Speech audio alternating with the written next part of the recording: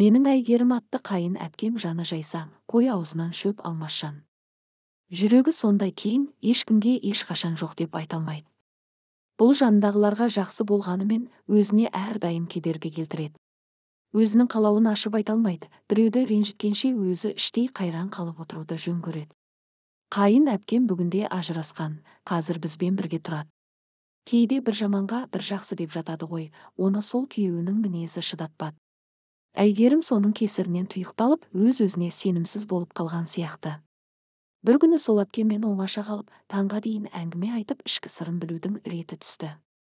Ол маған жастық шақ, студенттік күндері туралы сырын ақтарған тын. Жасынан өте зерек, пысық қыз болған екен. 5 саусағынан бал тамған, 8 қырлы бір сырлы десем артық етпес. Әжесінен тігіншілікті үйреніп, өз бетінше дәл дүкендегідей, тіпті одан асып түсетін киімдер тіккен.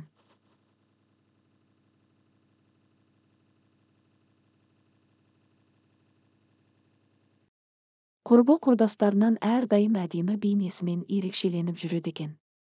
Содан бір күні құрбылармен саябақта серуендеп жүріп, Берікті кездіреді. Нақтырақ айтқанда, сұлу әйгерімге Беріктің көзі түсіп ғашық болады. Сол күні қайын әпкем жібек матадан тігілген алқызыл көйлегі денесіне төгіліп, одан сайын құлпырып сала берген.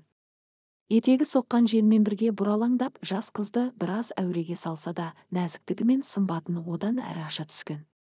Әпке бұл көйлекті бір түнде өзі тігіп шыққан екен.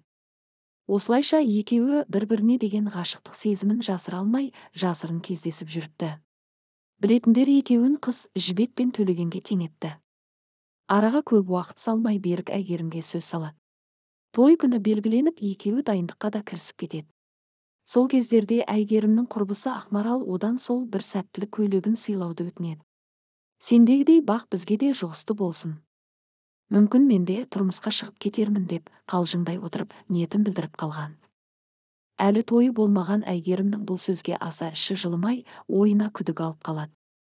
Бірақ құрбысына жоқ деп айта алмай, күдікті ойға мән бермей, шүберекте тұрған не бар деп алқызыл көйлегін сыйлай салады. Ойында арамдығы жоқ әйгерім одан кейін тойға дайындықты жалғастыра береді. Бірақ күтпеген жерден өмірінің күл талқаны шығады. Беріктің ата-анасы аяқ асты баласы басқа қызға үйленуі керек деп шешім қабылдап, қайын әпкемнен бас тартады.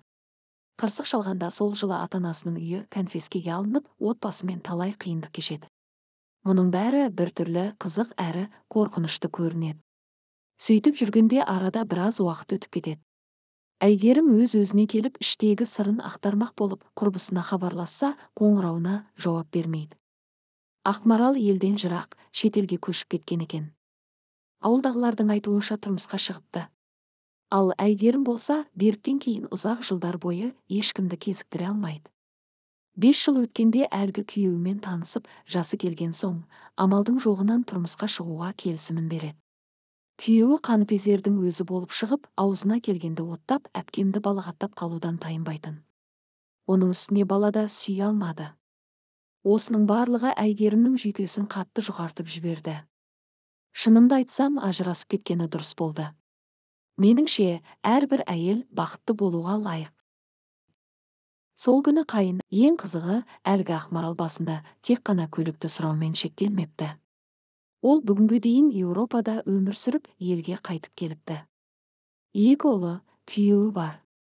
Елдің айтуынша көз қызығарлықтай отбасы екен. Ал оның күйеуі кім дейсіз ғой? Сенсеңіз де, сенбесеңіз де өз еркіңіз, ол менің момақан қайын әпкемнің сүйгені Берік болып шықты. Бұл жағдай бәрінің жағасын ұстатқан.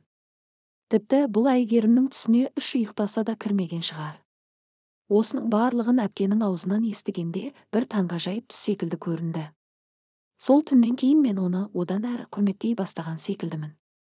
Әйгерім мен білетін әйелдердің ішіндегі мықтысы екен. Енді өмірдің түрлі тауқыметіне төзіп келген қайын әпкемнің бағы ашылса деймін. Қазір әпкемді шет жаққа, ұзақ демалысқа жіберу керек деп шештік. Ал ол болса өмірді жаңа парақтан бастауға бел буды.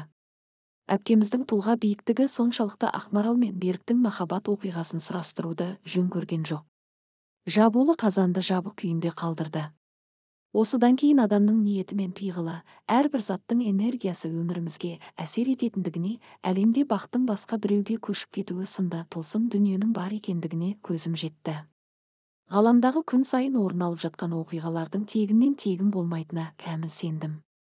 Өзіңізге тиесілі затты, сізге сәттілік әкелген бойтұмарды өзгеге сыйлау қателік екен. Бұл бір оқиға. Ал өмірде осы тектес оқиғалар жетіп артылады. Осындай ұсақ түйек көрінген мәселеде ішкі даусыңызды тыңдаған жөн болар дегім келеді.